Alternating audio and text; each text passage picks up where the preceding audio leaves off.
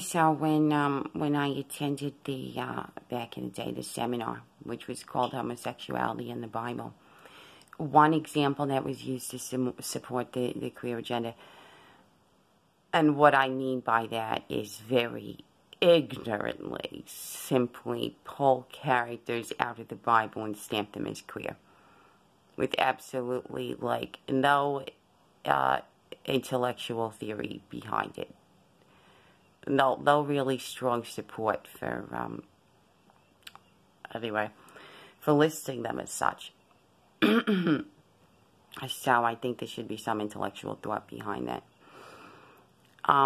So one example that was used was David and Jonathan, and then to support the queer agenda, meaning just to stamp them as queer. But not with it, no intellect behind that thought. And then the other example was the Book of Ruth, and at this point I just lost focus. I couldn't really pay too much attention because there was so much nonsense being spit out by whoever was running the seminar that at this point I felt like, oh, okay, these people with this queer agenda have one mission statement, which is to vomit on my Bible, because it wasn't even smart. It weren't even smart theories. It was joker card. It was all joker card theories. So I'm taking back the Book of Ruth, and so the question raised is if so, where does the gay gene exist in the Bible? Okay. So, the recessive fluid gay trait of Ruth is activated. Mind you, when I say the recessive fluid gay trait of Ruth, that doesn't mean that she belongs to any special club other than the club of humanity, in the sense that all human beings carry this trait. So, the recessive fluid gay trait of Ruth is naturally activated precisely at the point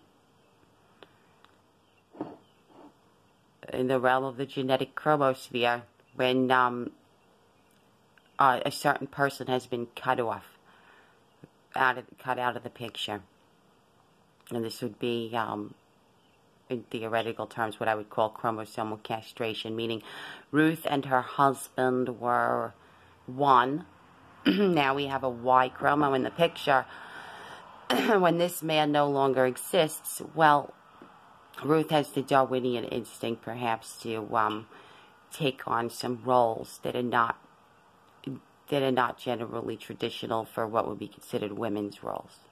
So she might have to go out, and it looks like dress and drag, so to speak, and put on like guys' work clothes and do hard field work and what appears to be manual labor. So and whatever she needs to do to survive. So in this sense, in this season, we would see the recessive fluid gay trait activated. Perfectly normal.